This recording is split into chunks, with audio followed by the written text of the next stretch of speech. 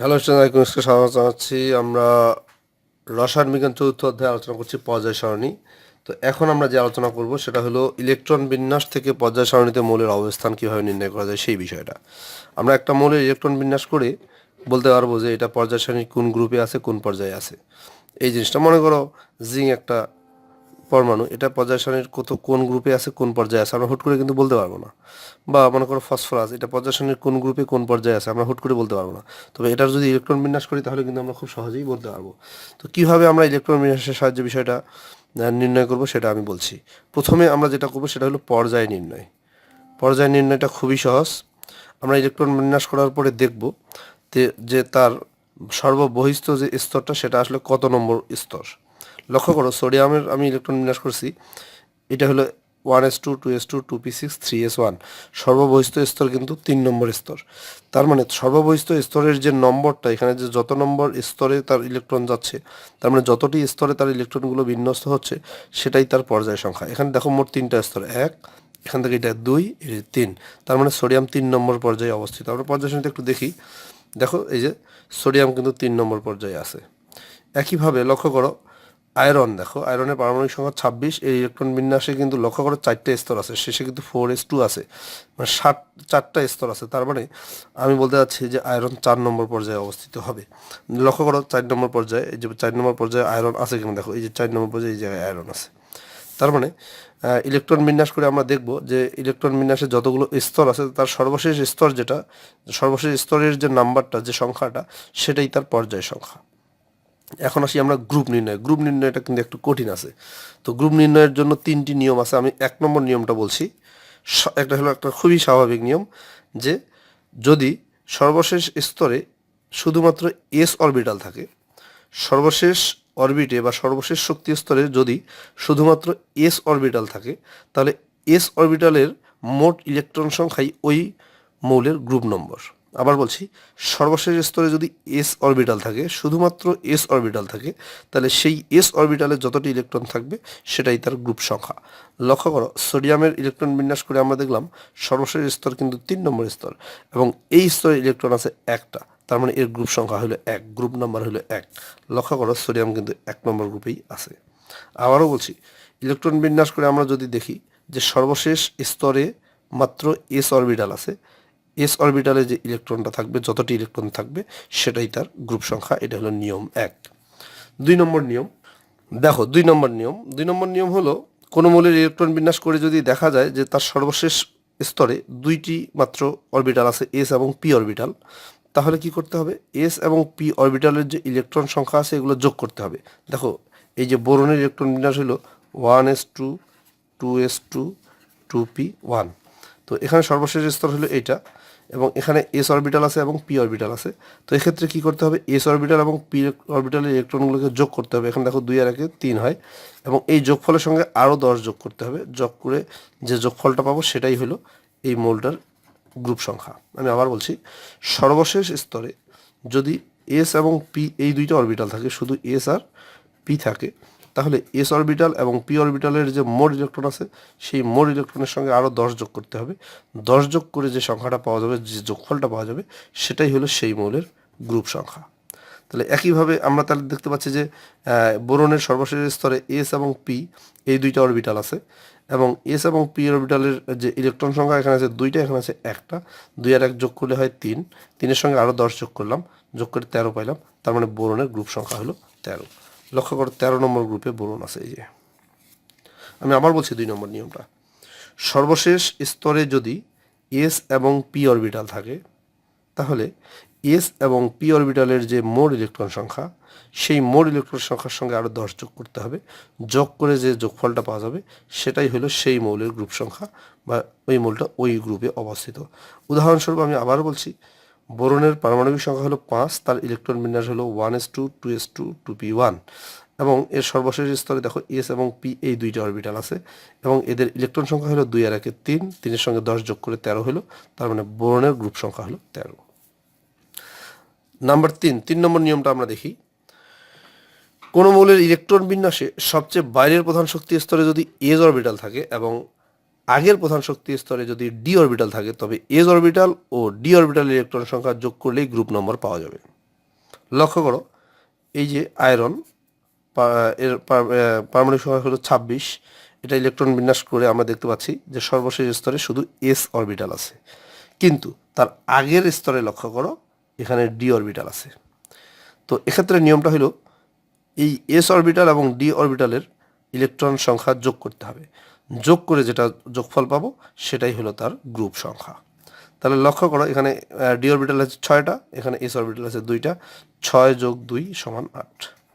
তার মানে আয়রনের গ্রুপ সংখ্যা হবে 8। আমরা লক্ষ্য করি আয়রন কিন্তু এই যে 8 নম্বর গ্রুপে অবস্থিত। আমি নিয়মটা আবার বলছি যে ইলেকট্রন বিন্যাস করে আমরা যদি দেখতে পাই যে সর্বশেষ স্তরে শুধুমাত্র এস অরবিটাল আছে, কিন্তু তার পূর্বের যে স্তর সেখানে ডি অরবিটাল আছে। যেমন এখানে সর্বশেষ স্তর কিন্তু 4 নম্বর স্তর, তো 4 নম্বর স্তরের আগে হলো 3 নম্বর স্তর, 3 নম্বর স্তরে কিন্তু ডি অরবিটাল আছে। তো এক্ষেত্রে গ্রুপ সংখ্যা নির্ধারণের নিয়মটি হলো এই এস অরবিটালের ইলেকট্রন এবং তার আগের যে স্তর, তার যে পূর্ববর্তী স্তর, এখানকার ডি অরবিটালের ইলেকট্রন, এই 6 আর 2 8, এই 2 ইলেকট্রন যোগ করতে হবে। এখানে 6টা, এখানে 2টা, 6 আর 2 যোগ করলে 8 হয়। তার মানে এই মৌলটির গ্রুপ সংখ্যা, আয়রনের গ্রুপ সংখ্যা হবে 8। আয়রন 8 নম্বর গ্রুপে অবস্থিত। এই যে দেখতে পাচ্ছ 8 নম্বর গ্রুপে আয়রন আছে। তো এখন আমরা তোমাদের বইয়ে একটা জিনিস দেখব। বইয়ে একটা ছক আছে এবং অনেকগুলো মৌলের ইলেকট্রন বিন্যাস দেখানো আছে এবং তাদের অবস্থান দেখানো আছে, এবং আমরা দেখব যে এখানে আসলে কোন নিয়মগুলো খাটছে। সর্বপ্রথম দেখো, এবং এখানে কিন্তু সর্বশেষ স্তরটা লাল কালার করা আছে। দেখো হাইড্রোজেন, হাইড্রোজেনের ইলেকট্রন বিন্যাস হলো 1s1। তার মানে এখানে দেখো এটাই তার প্রথম স্তর, এটাই তার শেষ স্তর। এবং এখানে লক্ষ্য করে যেহেতু সর্বশেষ স্তরে একটা ইলেকট্রন আছে, হাইড্রোজেনের অবস্থান 1 নম্বর গ্রুপে, এবং আমরা পর্যায় সারণীতে দেখতে পাচ্ছি হাইড্রোজেন কিন্তু 1 নম্বর গ্রুপে আছে।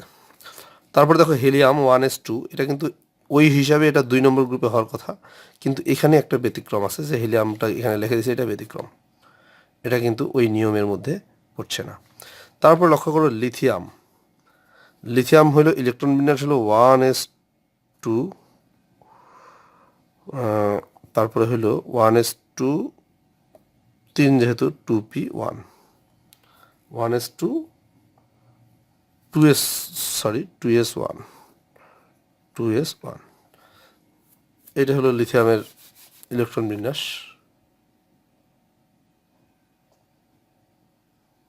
তাহলে লক্ষ্য করো লিথিয়ামের সর্ববহিষ্ঠ স্তরে এজ অরবিটাল আছে এবং এজ অরবিটালে একটা ইলেকট্রন আছে, তার মানে লিথিয়াম 1 নম্বর গ্রুপে অবস্থান করবে। দেখো লিথিয়াম কিন্তু 1 নম্বর গ্রুপে আছে। তারপরে হইল বেরিলিয়াম, লক্ষ্য করো এর হইল 1s2 2s2, সর্বশেষ স্তরে এজ অরবিটাল আছে এবং এজ অরবিটালে 2টা ইলেকট্রন আছে, এই জন্য সে কিন্তু 2 নম্বর গ্রুপে অবস্থিত। তার মানে এটা কিন্তু নিয়ম 1-এর মধ্যে পড়ছে, এটা হলো 1 নম্বর নিয়মের মধ্যে পড়ছে, এটাও 1 নম্বর নিয়মের মধ্যে পড়ছে। আচ্ছা দেখো বোরন, দেখো বোরনের কথা কিন্তু আমি বলছি। এখানে দেখো সর্বশেষ স্তরে 2s2 2p1, এখানে এজ অরবিটাল আছে এবং পি অরবিটাল আছে। এক্ষেত্রে নিয়মটা হলো যে এজ অরবিটাল এবং পি অরবিটালের ইলেকট্রন যোগ করতে হবে এবং সেই যোগফলের সঙ্গে আরও 10 যোগ করতে হবে। লক্ষ্য করো 2 আর 1 3, এই এখানে দেখো 2 আর 1 3, 3-এর সঙ্গে আরও 10 যোগ, 10 যোগ করে 10 আর 3 13 হয়ে গেল। তার মানে এর গ্রুপ নম্বর হলো 13, এটা 2 নম্বর নিয়ম অনুযায়ী হয়েছে। দেখো গ্রুপ নম্বর 13-তে বোরন আছে। এবং আরেকটা জিনিস লক্ষ্য করো, পর্যায় নম্বরটা দেখো, এখানে কিন্তু মোট স্তর 2টা, এই যে এটা হলো 1 নম্বর স্তর, এটা হলো 2 নম্বর স্তর, তাহলে মোট স্তর 2টা, এই জন্য এ কিন্তু 2 নম্বর পর্যায়ে অবস্থিত।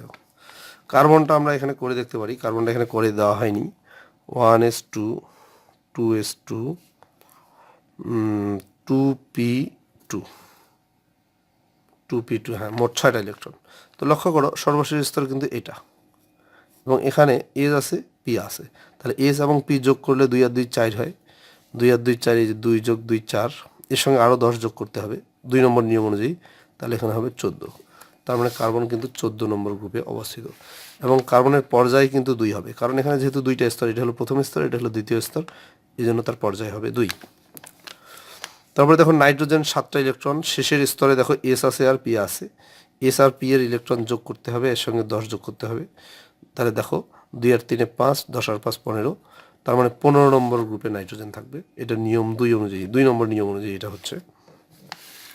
তারপরে দেখো অক্সিজেন, দেখো এস আছে, এখানে পি আছে, এস আর পি এর ইলেকট্রন যোগ করতে হবে, 4 আর 2 6, এর সঙ্গে 10 যোগ করে 16 হয়ে গেল। নিয়ম 2 অনুযায়ী এটা 16 নম্বর গ্রুপে পড়ছে অক্সিজেন, লক্ষ্য করো। তারপরে একইভাবে এটাও তোমার ফ্লোরিন, একইভাবে এখানে যেহেতু এস আছে পি আছে, এস এবং পি এর ইলেকট্রন যোগ করতে হবে, যোগফলের সঙ্গে 10 যোগ করতে হবে। তারপরে নিয়ন, এটাও একই নিয়মে পড়ছে, দেখো এস আর পি এর ইলেকট্রন যোগ হবে, যোগফলের সঙ্গে আরও 10 যোগ করে 18 হয়ে গেল, তার মানে নিয়ন 18 নম্বর গ্রুপে অবস্থিত। তো এগুলাতে আমি চলে যাচ্ছি। দেখো এইখানে দেখো ম্যাগনেসিয়াম, দেখো এর সর্বশেষ স্তরে শুধুমাত্র এস অরবিটাল আছে।